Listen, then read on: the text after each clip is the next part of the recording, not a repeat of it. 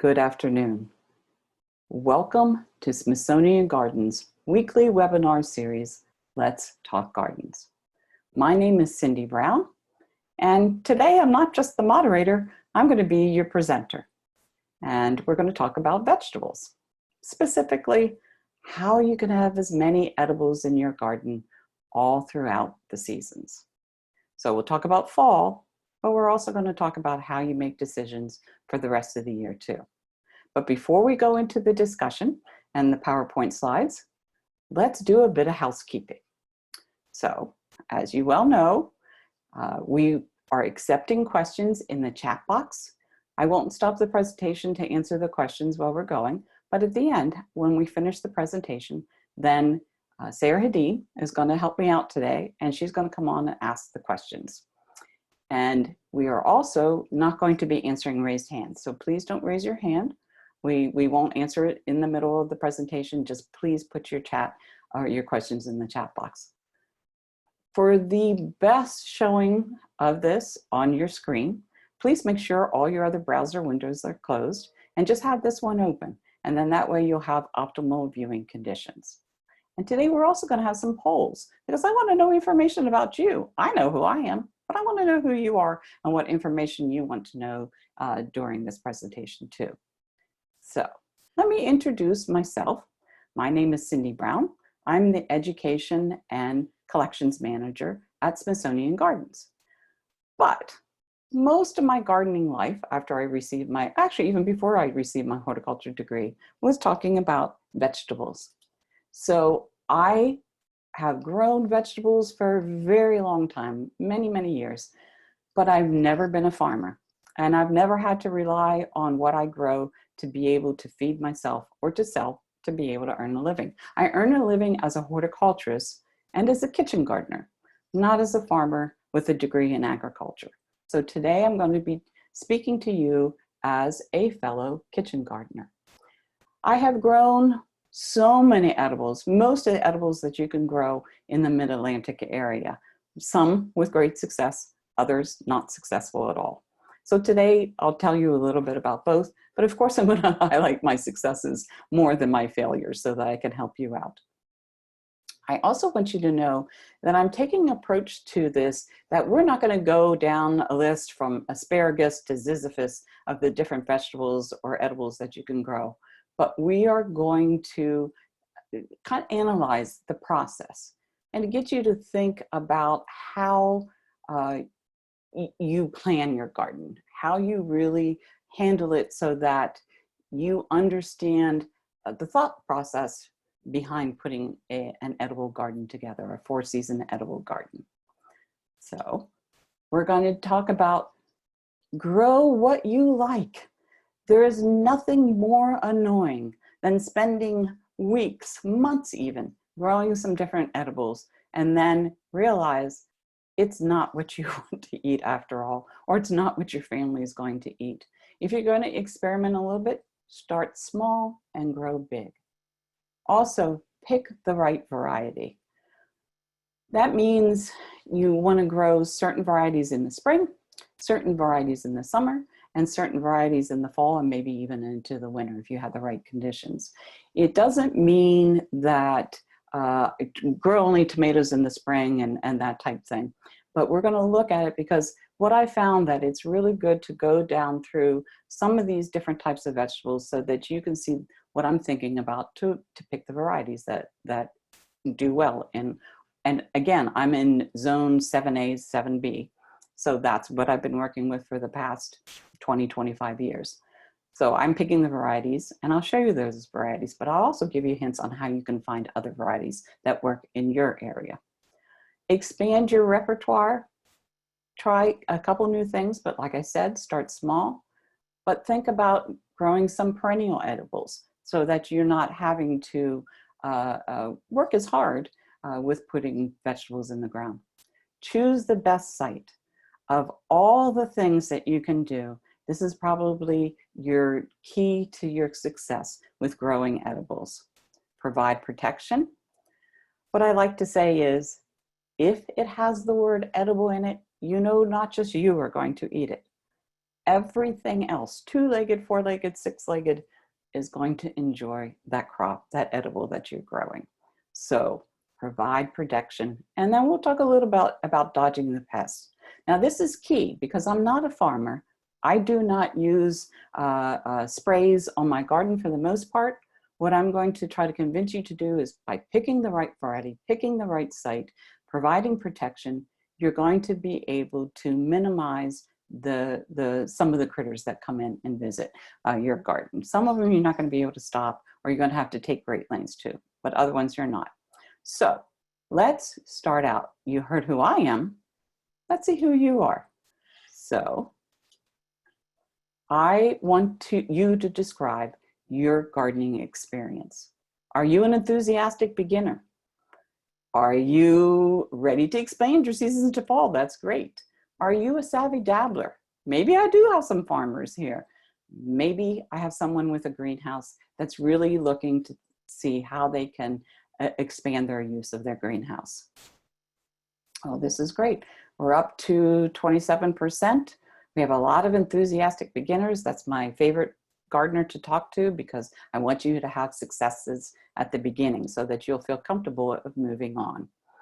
So and you are comfortable with your spring and summer crops. A lot of you are. That's terrific. But okay, so I'm going to end the poll and I'm going to show you what your responses are. This is it.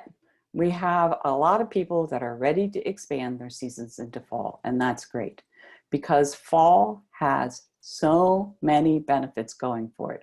It's cooler, there's not as many insects, and there are a lot of crops that you can still put in your garden that you'll be able to harvest and enjoy during the cooler periods.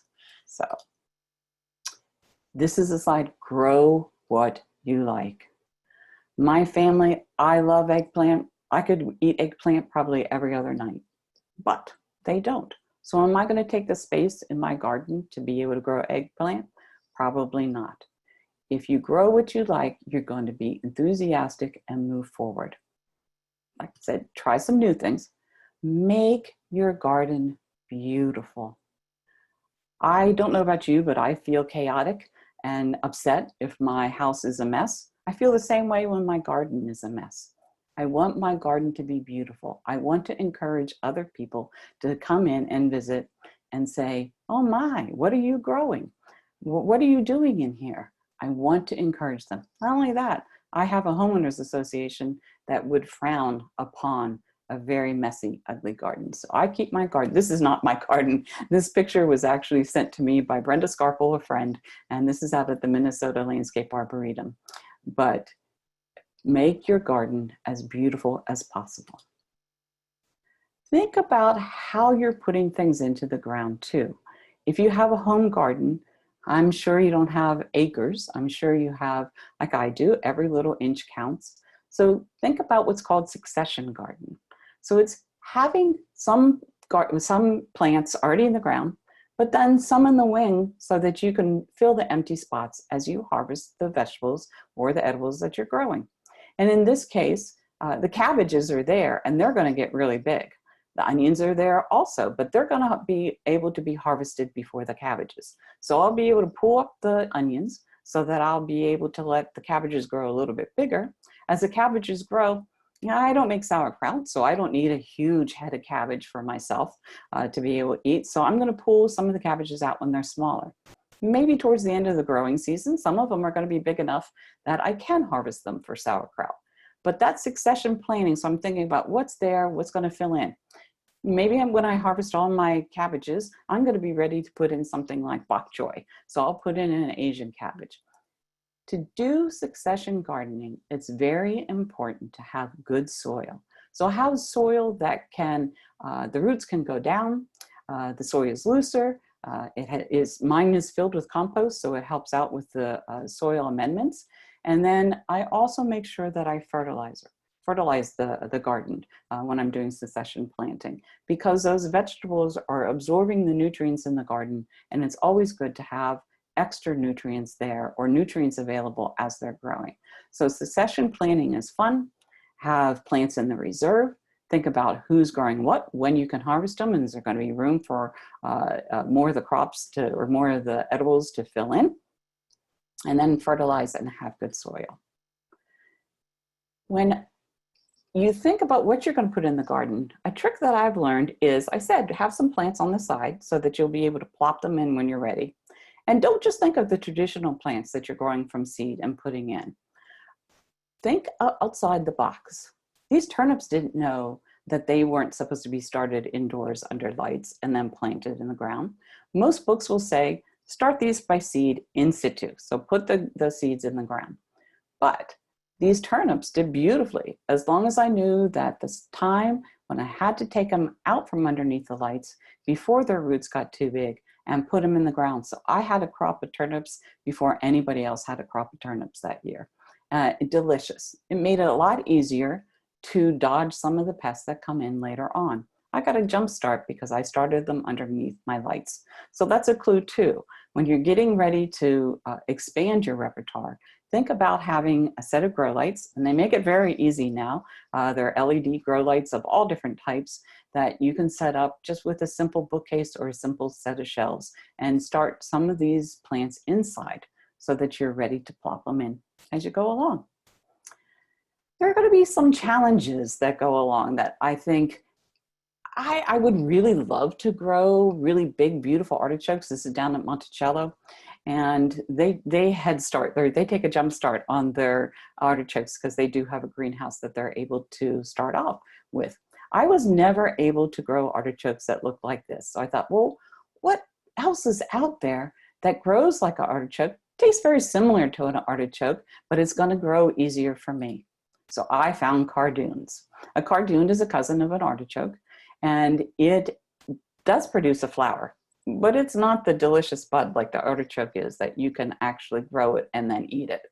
It is, you grow this for its stems, the leaf stems, and they taste very similar to artichoke. There are a couple other little flavors that are in there, and it's a lot of fun to grow. It's a perennial, and it's beautiful. So it's something that you can add to your front yard, and nobody even know that it is an edible that you're growing in there. So take use of your space. This is one of the best things. What varieties do you grow? How do you decide? There's so many different plants that are out there that when you're looking at a catalog, especially as a new gardener, it might overwhelm you with the decisions. So this is one of my favorite sites. This is a citizen science project or a citizen science site that was developed by Cornell. All land grant universities like University of Maryland and University of Virginia, which is in my area, and UDC are land grant colleges. So they are there to be able to test different vegetables, different edibles, and make recommendations to the farmer in the area. Well, maybe you don't want to grow what the farmer grows because you don't want to grow a field of corn. Maybe you want to find out the best type of corn, the best variety of corn to grow in a smaller space. Well, who do you talk to? You could go to this site. When you log in or when you go to the site, you'll be asked to log in. You don't have to, you become a member. You can become a member and talk to all these other people, but a lot of their resources are just on that page. So you can say, I've considered growing brandywine tomatoes. How do they do in different areas? And type that in, and lo and behold, it will tell you, oh, brandywine are delicious. They don't produce a lot.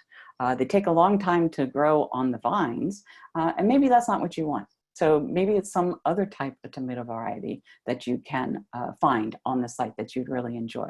Of course, you can go to all the land grant colleges and look to see what they recommend. But I also like to talk to other gardeners, other kitchen gardeners like I am, so that I can find out what worked well in their site. What I like about this site is too, you can say I'm from zone 5. What grows well in zone 5? Cornell originally wanted this to be a site that would just handle questions for New York, but it's opened up since then. So they have all different suggestions for all over the United States. This is another important thing. If you're going to decide what type of variety to grow and what you have luck with, it's very important to keep guides, to keep journals. What did I grow this year? Oh, I can't remember. But if you write it down and you write down, okay, I sowed it in January, didn't have great success. It wasn't ready to put out in the garden when I wanted it to go out. As you can see, the artichoke in mid-April. I keep the days of maturity on there, and the days of maturity are usually found on the seed pack. If they're not, you can Google it, and usually they'll have information about it on Google so that you know the days to maturity. Now, this is the spring planting guide, but I also developed a fall planting guide. And in fall planting, there is a difference. When you think about, okay, days of maturity in the spring for something might be 40 days. In the fall, it's probably going to be a little bit longer. In the spring, you're going from cooler temperatures, a lot of rain usually, so you have moist conditions that you're putting the seed in. And then it's warming up so that the fruit or whatever is going to mature in the warmer temperatures. In the fall, it's the exact opposite. So I pay specific attention to the temperatures in the fall and the rain conditions. How much water are we getting? It's much harder for a seed to germinate in warmer conditions if it's going to be a fall edible. It's also much harder because our gardens are usually very dry in the fall. Not this year so far, but at least not for us in the Mid-Atlantic area. But it's the fall conditions. You're going from warm and dry to cool and wet, the exact opposite of what you do. You're also going to shorter days and longer nights. And you have to pay attention to that when you're picking a variety too. Some, especially onions, are short day varieties. Other onions are day neutral, just like strawberries. So read up about the variety that you're choosing. Keep notes on it so you know, oh, 40 days was really not enough time to grow arugula. I better back up. I better start it a little bit earlier. And this is going to be different for all of us. This is going to depend on your site conditions, and it's going to depend on the temperatures that year. And it's also going to depend on what kind of plant you're putting in the ground too. So these guides are good for you to create yourself. The seed packets are made for national consumers. They're not going to give you individual attention the way your own notes are going to be. So I find these notes that I have in my garden journals to be invaluable for what I grow. Also, there are varieties that you can grow in the spring that do really well, like fava beans. This is one of my very favorite spring vegetables to put in. I like fava beans too because for a long time I couldn't find them in the grocery stores. So when I'm deciding what I'm putting in the ground, I'm thinking about growing something that may not be as readily available. It's a little bit easier now than when I first started growing vegetables, but I still think about how good is this? Is the taste of this fresh so much better than it is if I bought it frozen or bought it from the store? So fava beans for me is a total yes. This is a cool vegetable that can be grown in the spring, but if you have long growing seasons in the fall, you can repeat it in the fall. It's one of those things like peas. It just depends on your site, your conditions, how well drained your soil is, and how warm it is, whether you can grow what you grow in the spring to also grow in the fall. And the fava beans, if you get them planted at the right time, maybe protect them a little bit, you're going to get a jump start. You'll either get some that you can eat in the fall, or you'll get a jump on a very early spring harvest. For lima beans, they like it hot. They like the conditions so that you can start the seed in the middle of the summer when the conditions are very dry and warm, and they're going to grow for you, and you're going to be able to harvest these in the fall. It's not something that you want to start growing in the fall because it wouldn't do well since it likes those warmer temperatures. So there are vegetables that taste very similar to me. Fava beans and lima beans, not exactly the same, but very similar. So I can grow one in the spring, again in the fall, and one in the summer to harvest in the summer and the fall, so that I have that ingredient to use in my recipes. I love these in our area. These are black-eyed peas. This is purple hull, pink-eyed, black-eyed pea. And why I like it, because when right now the tomatoes are done, it's a mess. I could have a couple weeks ago put in a crop of black-eyed peas and had them mature in the fall, and it would have been wonderful, because these guys, They love hot weather. They're like okra. They really enjoy being warm. So this is a good summer crop that you're harvesting in the fall. And that's not true for very many vegetables. A lot of vegetables just do not like to be started in the summertime. They like it late spring so that you can harvest it in the summer, but a vegetable that you can start in the summer and harvest in the fall is a little bit more rare.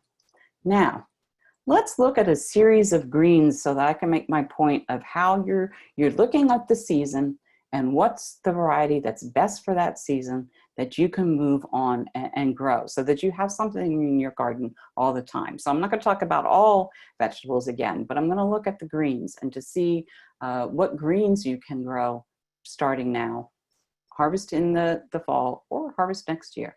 So for me, spinach is perfect to put in this time of the year. It will overwinter in my garden without any protection at all. And if I plant it right now and make sure that I keep it watered because of those dry conditions a lot of times in the fall, then I'm going to have a terrific fall crop. I'll be able to harvest it for Thanksgiving, and I'll have a head start on it for spring gardens. Does not like to have the leaves available when it starts to get hot. It will bolt when the temperatures get hot. So grow your spinach in the fall and early spring. Now, if you want a crop that, oh my gosh, it will grow. I've had this in my garden, even when the temperatures, even when it snows. This is Mosh, or corn salad, and it doesn't mind the cold temperatures at all. So you could start this end of August, beginning of September, and have a good harvesting. Now, unfortunately, can you see that little rock that's in this picture? It shows you how small the leaves are on this. So you're not going to have huge salads, but at least you'll have some greens in the wintertime. Then there's some vegetables that if you start to grow them, you're going to understand when is the best time to harvest it. So I start growing chicory or radicchio in the spring. There are some of the loose leaves that I can gather from it, but in my area, it really does not form a good head that you can get, like say, at the grocery store or at the farmer's market. So what I found that I can do is after I gather some leaves from it and eat it. I let it go to flower, and it's a beautiful blue chicory flower. And then I cut those flowers off. And in the fall, in the cooler temperatures, as it gets cooler, the heads start to form. So this is a vegetable that I would start in the spring, take advantage of some of that greenery to begin with, but truly harvest the good heads of radicchio in the fall.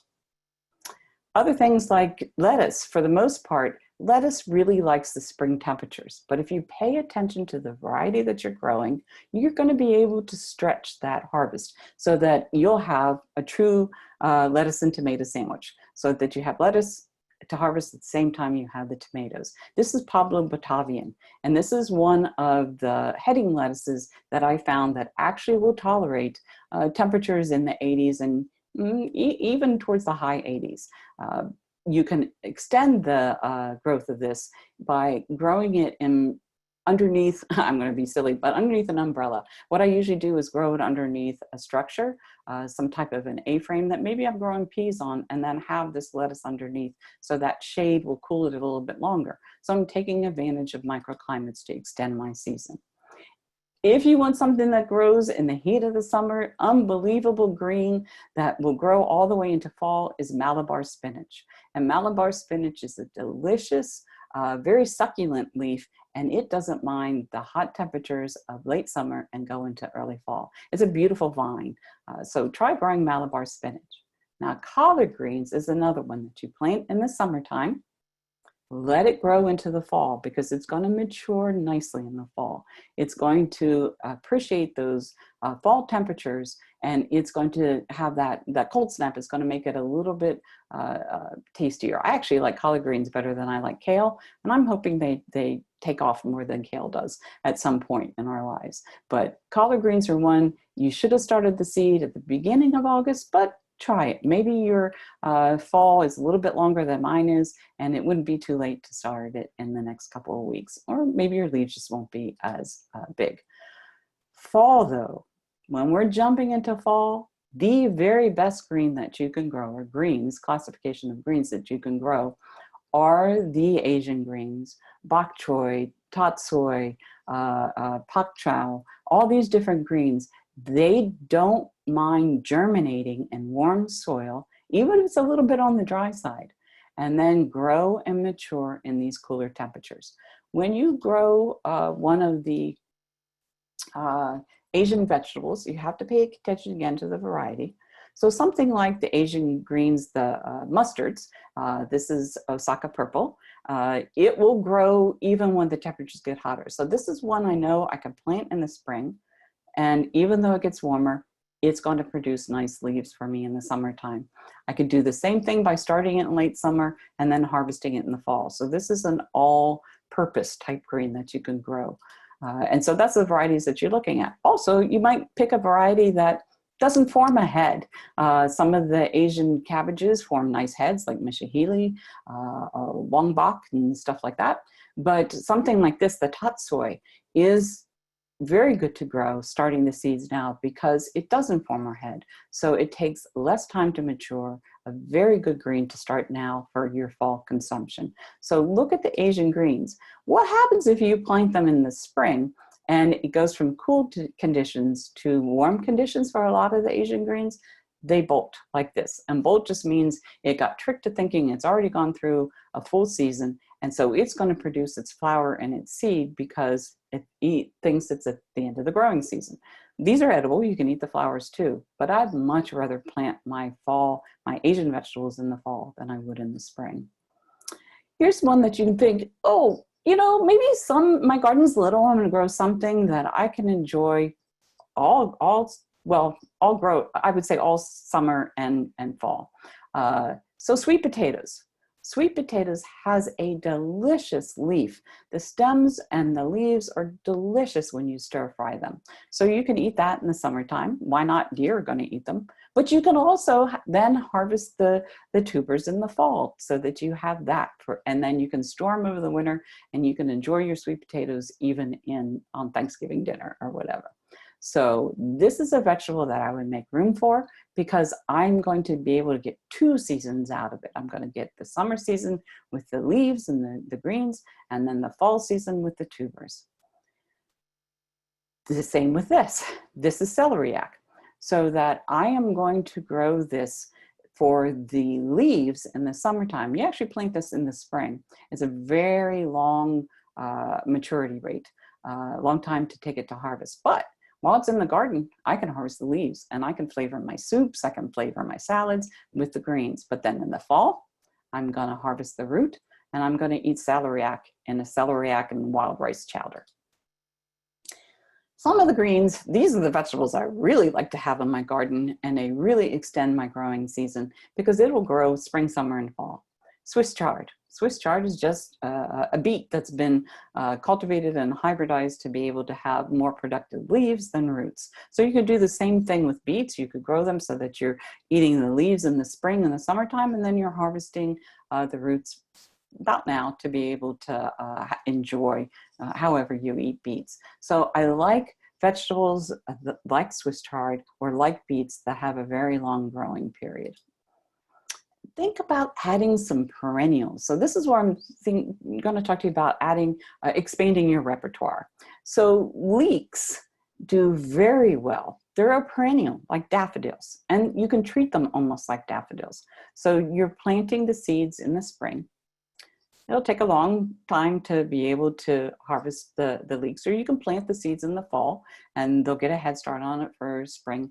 And these are what the flowers look like in the spring. Beautiful. At this point, you're not going to be able to eat them, but you will be able to dig them up when they're done flowering. And they're going to have little pups on the side of their bulbs that you'll be able to plant the pups, and then you'll be able to eat the bottoms. So I said harvest them when the flowers, actually harvest them before the flowers, replant the pups, and then you're going to be able to have a 4-season vegetable with very little work.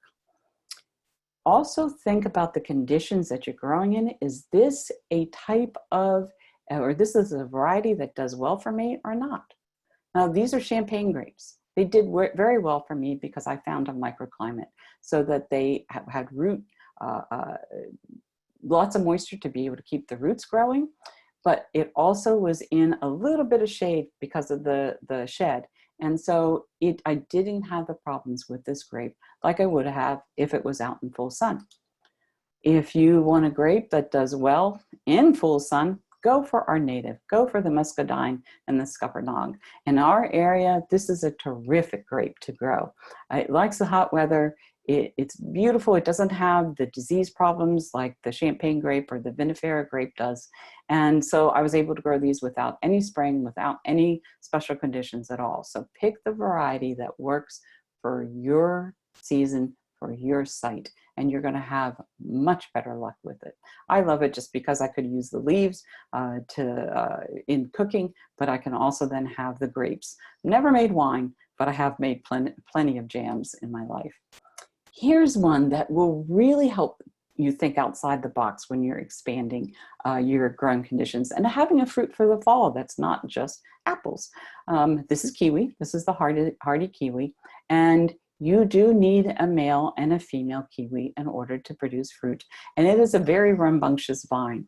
So if you have the space, this is a wonderful way to increase your harvest and to extend your harvest into something that's a little bit more unusual and not something you get very many places. My favorite fruit to be able to expand your repertoire and extending your seasons are the persimmons. Now, this is a native persimmon, so you need both a male and a female to be able to produce the fruit. I don't know if you know how big native persimmons are, but they can get to be 45 feet tall, and you need two. Would not work in my townhouse. So I found the variety that does work at my townhouse. I grow the Asian persimmons, and you can grow Asian persimmons. Some of the trees are dwarfs, so that you can have 4 or 5 of them. You don't need a male and a female either. The female trees will produce just fine. Fruits are delicious. And this will extend your harvest into fall until at least Thanksgiving. Beautiful orange pumpkins on this tree. That's what they look like when the leaves fall off. Beautiful foliage in the fall. And what a great way to extend your fall harvest. Figs, though, are my very favorite of all the trees to be able to extend your harvest in the fall. So grow figs. Some of the figs, like my Celeste, will produce figs on an early season. But most of my figs, like brown turkey, of course, now I can't remember, Chicago, they produce a very good fall crop. So I will grow both. I grow Celeste so that I can have an early harvest, and I grow brown turkey and Chicago, so I have a late season harvest. So that's why looking at the variety, I'm looking at expanding my repertoire. And I have very little work that I have to do with the fig other than keep it pruned so I can reach it more than the raccoons can reach it. Gooseberries. I am asked all the time, I have all shade. What edible am I going to grow if I have all shade?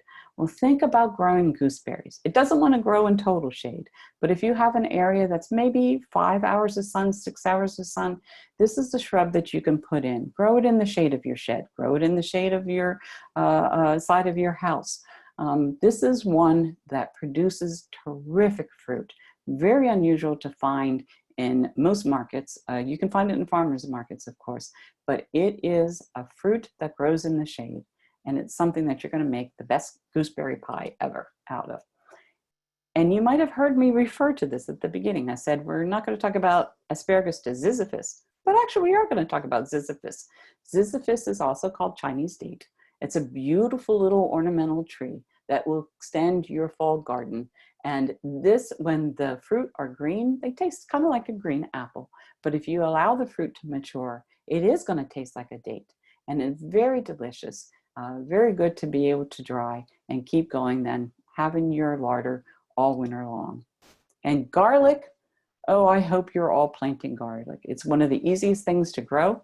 And it has so many different seasons that you can eat it out of. So it can be eaten as a new shoot when you plant it. I always plant my garlic on Halloween because it is good to start it when the days are getting shorter and the nights are getting longer so that it produces the roots right away and gets a really good start. And then it'll start producing the shoots a little bit later on. So I plant it Halloween so I can keep the vampires away, but it also is a good reminder to me, I better go out and plant my garlic. And then you can eat the early spring shoots. You can eat, if you're growing hardneck garlic, you can grow the scapes that grow, or you can eat the scapes that grow off of it. And then you're ready to harvest in July to be able to have big, beautiful bulbs like this. So garlic is something you've got to include. Now let's look at how we can extend our harvest by creating the perfect site, or creating a site that actually will help extend your season. So this is a garden that is circled by a brick wall, which is going to hold the heat in the garden a little bit better so that you can have these early growing things like the borage and the kale, and burnet, which is something that tastes like a cucumber, early in the season, because the heat is going to be staying in there. So you'll be able to harvest those things before anybody else, or extend your harvest into the fall and maybe even early winter. So the brick path is going to hold heat, and the brick wall is going to hold heat. And just because of that, you're extending your seasons. Also, think about protecting, having structures that can help the vegetable or the edible to grow, but then also help you protect it as it gets later in the season. So I grow my tomatoes on these bamboo towers that I created by using a bamboo splitter. And the beauty of this is now my vegetables are growing up vertically in the summer, so I get less funguses and diseases that grow or that proliferate in the warm temperatures. But as the season grows cooler, I can throw a sheet over there so I can protect those little green tomatoes and let them mature a little bit more. I can throw ramen cloth over there. It helps protect them against pests. It helps protect them against the cooler temperatures. So have structures that are ready to help you protect your vegetables as the season gets cooler. You can grow things like carrots, have them as a fall crop, but then also take care to mulch them well so that you're able to pull fresh carrots out of the garden in February. That mulch will protect the roots so they won't freeze and thaw like they did if you didn't mulch them. So mulch is actually a very good protection for a lot of the root vegetables so that you can extend your season. No greenhouses necessary. I love this garden that I visited in California because they have so many different ways here that you can extend your season and really grow a wide variety of vegetables. I like the towers that are there so that you can throw ramen cloth over them. I like the netting that helps protect the vegetables from pests. They look like little greens that are down in there.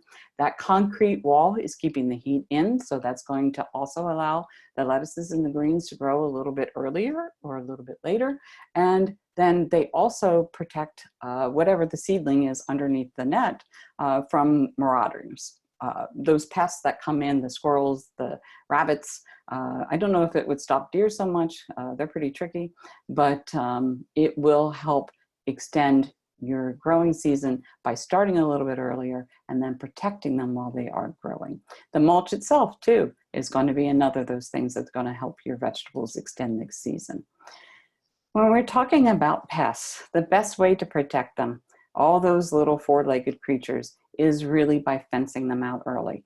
This fence is a little bit too short for the visitors that come to my garden, but it will protect against groundhogs. If you bury the fencing in a little bit deeper, it will help you protect against rabbits. As long, you can see there's two different size fencing in there so that the rabbits can't get through. But this would not protect it against deer. You would have to go up probably 10 feet or so to really protect it against deer. But think the best way to keep things out of your garden and to have the edibles just for you to eat is to be able to physically protect it, not just protect it with sprays. I love this. This is at Denver, and they have very cool springs in Denver. But then it gets hot very quickly, so they want to do a jump start. So they created these raised beds. A raised bed will help you extend the season on both ends. A raised bed is going to dry out a little bit earlier in the spring so that you're going to be able to plant a little bit earlier. It's going to be able to have some type of covering so you can protect it as well. But I like raised beds for many different ways. But do realize in our dry summers, at least some summers, not this summer, you're going to have to keep it watered because it drains so well in the spring. It also drains that well in the summertime. But I love having raised beds, and I have yet to meet a rabbit that can climb up something like this. Now, groundhogs and squirrels, yes, they can. Another way to be able to protect and extend your seasons is to have cloches. These are beautiful terracotta cloches at Monticello, but you can just as well use something like a gallon milk jug and cut off the bottom and cover up your plants. That will help protect it from the little critters to come and eat the little seedlings, but it'll also be like a little solar greenhouse that protects the little guys when they're first starting out. I love to use these hoops because not only does it define the bed, and then it helps people to understand not to walk in that area, but those hoops are there for me to be able to cover. I've mentioned before rame cloth, which is a type of cloth that you can use to protect your early vegetables or your late vegetables, and that's ready to go. Make it easy on yourself. How many of you have heard, oh my gosh, it's going to be 35 degrees tonight. I better go out and I better cover my whatever I'm growing so it doesn't freeze. It's a lot of work unless you're prepared for it ahead of time. So be in preparation. This is the only one, the picture that I didn't take. This is in England, and I would love to have cold frames like this. Not possible for me, but maybe it is for you. Maybe you can have some cold frames that you can put in so that you get that early start for your garden, and you can extend your lettuces and your greens and anything that really doesn't produce a fruit way late into fall and into early winter. And if your season is mild enough, all the way through the winter. This is what I did instead of having cold frames that looked like they're from England. This is my own creation, and I did this with putting in I guess there were 6x4s on or 6x2s on the bottom, and then having irrigation pipe. That's what the black is, just irrigation pipe. And I cut it to fit so that the hoops would be in there, fix them to the side of the boards so that they didn't easily move, and then made these end caps. And those end caps have grates that you usually put in a crawl space so that there's a spring in there that is sensitive to temperature, and it opens up the grates when the temperature is more than 45 degrees and closes the grates when the temperature is below 45 degrees. It doesn't look like it's going to protect it right here, but put a really good rame cloth on top of it. You're set for going into cool temperatures, for freezing temperatures. And this is a cold frame that's very easy to make, very easy to break down then too. I like this because then I can also move so that I can protect these things with using a fine netting from protection against four-legged creatures, and even a finer netting if I'm trying to protect it against insects. Because if you've ever grown brassicas in our area, you know the biggest threat to them are Harlequin bugs, which I'll show you a picture of. Then, also to protect my garden, I'm going to think about, I don't call myself an organic gardener. I call myself an environmentally savvy gardener. So I'm going to think about what I can do when I plant those vegetables, when I plant the varieties, which ones I choose, how I'm amending my site so that it's going to grow things the best way that I can. But I'm also going to think about who can I invite in to be able to help me in this wonderful journey that we take as kitchen gardeners. And I love to throw in plants like dill, so that and fennel, so that I have pollinators come in, but they also have parasitic wasps that come in that help me attack some of the little six-legged critters that I really don't want. So it's not that they're bad critters, it's just if I want to eat that vegetable, I don't want it to be attacked. So I'm going to look at ways that I don't have to spray to be able to help keep my kitchen garden growing. And this is my least favorite little critter. This is the Harlequin bug. But what I've learned is I choose the right time to plant the broccoli and the brassicas. I choose it so that I'm planting it a little bit earlier than the Harlequin bug comes. And then I plant it again in late summer so that in the fall when it matures, there aren't any Harlequin bugs around, and I can enjoy the brassica for dinner, just like here. So think about what you want to grow, how you want to grow it, how you're going to protect it in the extremes of the temperatures. And then if you do it all right, you're going to be able to sit down and enjoy your own homegrown radicchio. I didn't grow the bacon, but I grew everything else, and not the wine either. So think about what you can do so that you can serve your own homegrown vegetables from your own kitchen garden. So Sarah, that's it for my presentation. I'm going to share one more poll, and just to find out what questions I didn't answer, I'm going to share a new poll if I can. I don't want to share that one. I want to share poll number 2, which is not letting me share. Okay, so I'll just rely on the questions then. Okay, well, we've got lots of great questions. Cindy, thank you so much for a really interesting presentation, especially the woodies. I never really think too much about when I think about a vegetable or edible garden. I always think, I don't think about the woodies because I've got a lot of part shades. So thank you for telling us a lot, especially about the figs, which are one of my favorites as well. It's definitely one of my favorites. I made figgy lemon jam this year that was absolutely delicious. So I'm going to leave the slide up too, just so that the closed caption stays on, and maybe it'll make them hungry. So, but I don't want you to leave yet till your questions are answered. Yes, so we've got lots of questions. Let me start off with a question we got really at the beginning of your presentation was, tell us a little bit about the different fertilizers that you use, and what is the timing? When is the best time to put fertilizers down in your edible areas? Okay. For me, I use a fish emulsion, liquid kelp, things like that. You don't have to. You can use whatever you want to. There's so many different products out there. I'm not going to name any names, but it's not the type of fertilizer that you use, it's when you put it down, and that is really very important. So for me, I don't usually fertilize ahead of time. That's done in agricultural fields so that they put down, say, a heavy nitrogen fertilizer in the cornfield before, right before they start to grow it. I would rather have the plant start growing. Now, I do fertilize my plants when I'm growing them underneath light, so I do give them a good head start so that they're nice and healthy to begin with.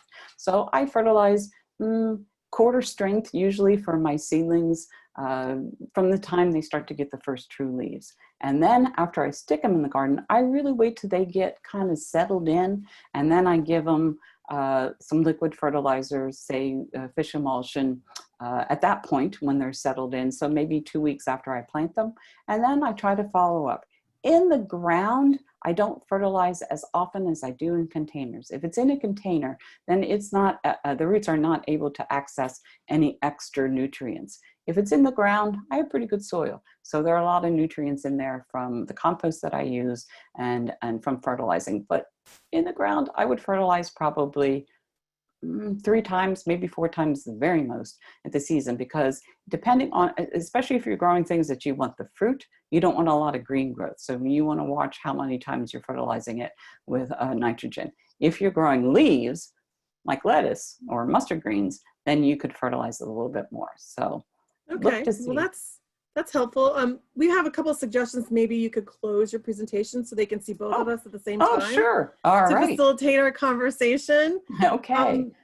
We've had some really quick questions lately about, it sounds like you're doing so much in your small space. A lot of folks are interested in how large is your garden at home and how do you grow all these wonderful things in a small space? Okay. I think that's something we're all challenged with.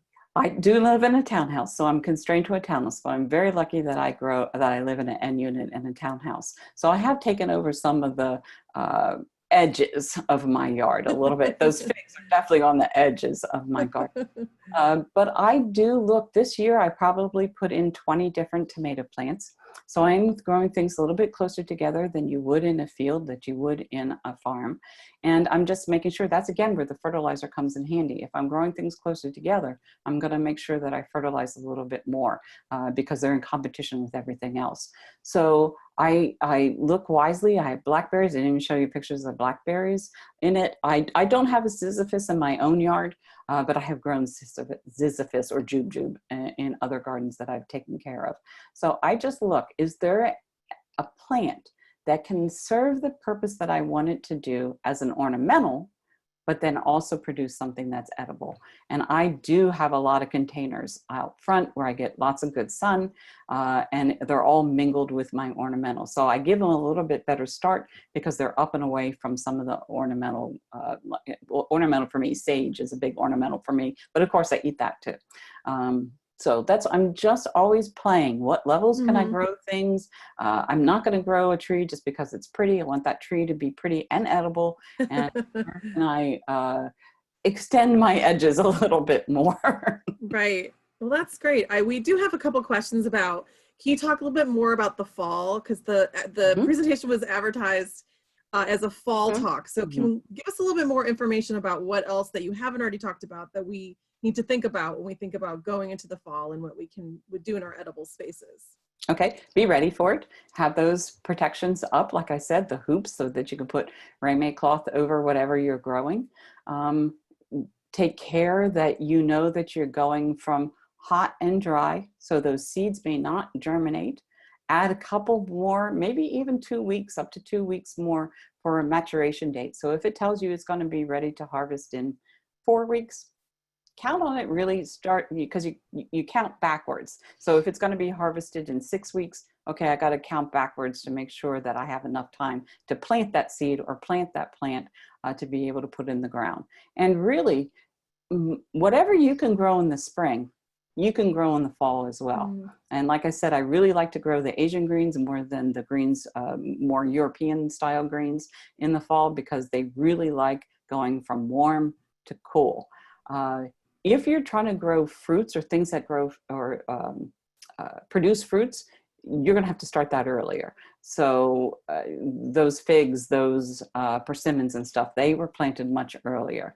So fall, just think of it as fall growing conditions, that you're going to have to maybe start that seed a little bit earlier than you would in the spring, because the days are getting shorter, the temperatures are getting cooler, and it's going to take a little bit longer to mature. And things that you harvest in the fall, like Brussels sprouts, butternut squash, pumpkins, they were all started much earlier, probably at the beginning of summer, so that you have those ready to go to be able to eat in the fall. So when people think fall gardening, they're thinking those crops. Those are really summer planting crops that you're harvesting in the fall. If you're going to plant in the fall, think about greens and things that grow down in the ground, beets, carrots, that type thing.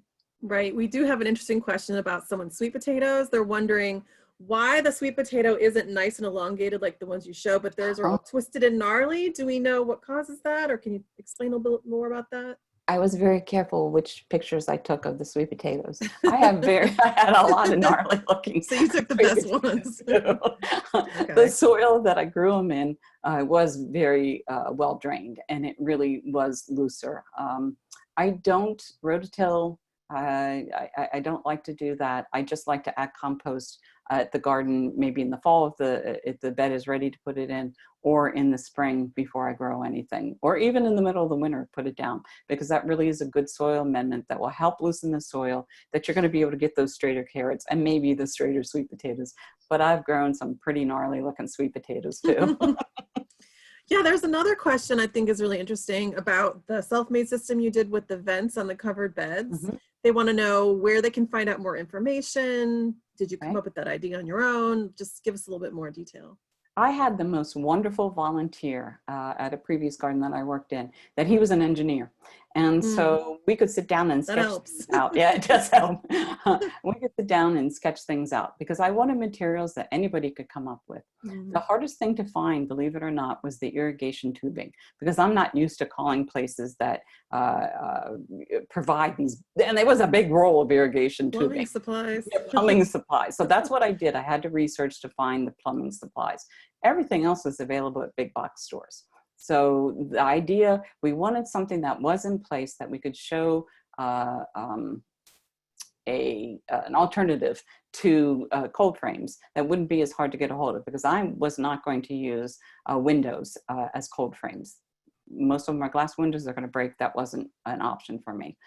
So this one had the option. I could grow things early in the spring. I could grow things through fall and even in through winter because I just changed the type of rainmay cloth that I put on top of it. And rainmay cloth, oh, Sarah, help me out with the spelling. Reemay. I think that's how you spell it. I think so. I think we also have it in our chat, the correct spelling. Thanks to Kathy Jentz. Thanks, Kathy. Oh, good, good, because it really does make a difference as the weight that you want to use. And some rainmay cloths are so heavy, you're not going to be able to grow anything. You're not going to be able to have the plant continue its growth. It's just going to protect it.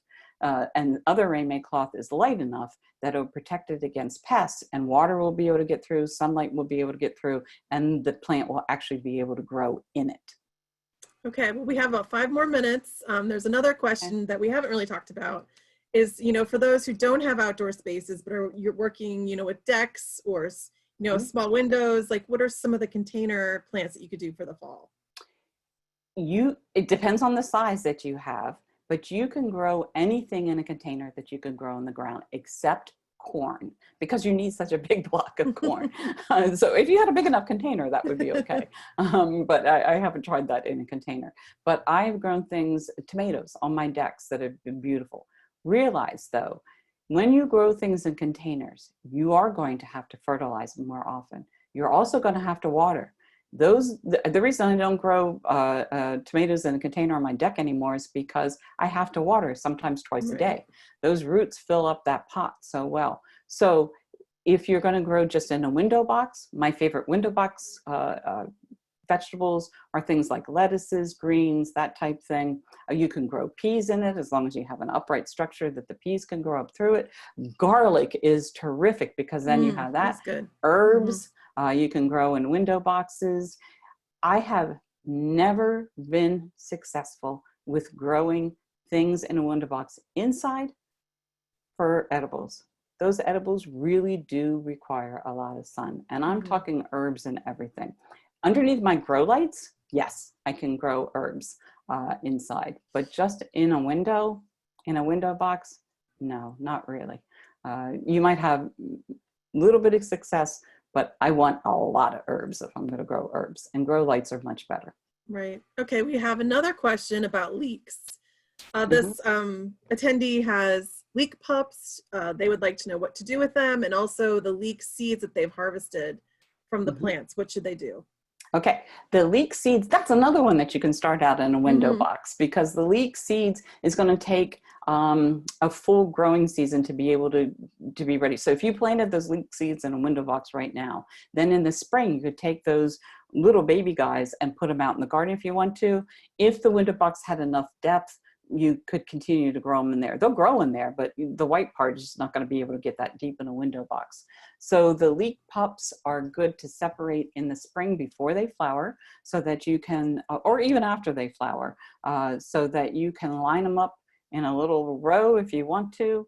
Just separate them and put them back in the garden. Have as much buried as possible, so because that white part is what you want to eat. The pups will not be ready to harvest though until the following spring. So question, what is a pup? Oh, a pup. Okay. A little baby. No, baby. A little baby. So if you have the main leek shoot, then you're going to have these little growths on the side. And little growths are little bulbs that are on the side of that leek shoot. And you're going to, and it should usually have a little shoot that goes along with it too. And you just very carefully remove it by hand. I just tease it out and then just replant them. So seeds can go in now, either in the garden or in a window box, and pups can be separated from the main plant then in the spring so that you can harvest. So when you're harvesting your leeks, your big leeks to eat, look for those little pups along the side. Okay, Cindy, we have 1 more minute, so we have time for one more question. Another thing you didn't really talk about, which there's interest in, is talk about the different types of mulch that you might use in these growing areas. Don't use grass clippings. And that was probably one of the biggest mistakes I ever made. I was in a hurry and I just mowed the lawn, and I put down a nice, heavy, thick layer of grass clippings on my vegetable garden, and it acted as a mat, so nothing grew up through it. So I'm very careful. My favorite to use are chopped up leaves. So leaf mulch, that's my very favorite. If you have tomatoes or something that you're putting in the ground as a plant, you can use just about anything. But if you're growing things by seed, Don't mulch right along the line of where you're planting the seed, or very, very lightly. So you're just kind of sprinkling it over. And I really do like the leaf mulch more than anything else. But if you're putting in plants, then pine nuggets or whatever else will work as well, but not grass clips. Do you ever use plastic? No, no, I really don't like plastic. Plastic tends to accumulate the water on top of it, and it really does not get through. Even when you poke holes, it just doesn't seem to work, at least not for me. Now, remember, whatever I say, these are my successes and failures. You can. I love plastic. Yeah, I hate plastic. I don't like fabric cloth. I just hate weeds. Yeah, I don't like. Weeds are a gift to the gardener to keep their brain free and clear of thoughts. So I like weeding. Well, that's our time, Cindy. Thank you. All right. Well, thank you so much. We'll see you all next week and learn more about conditions that are good to grow your plants in. Thank you very much. Thank you. Bye-bye.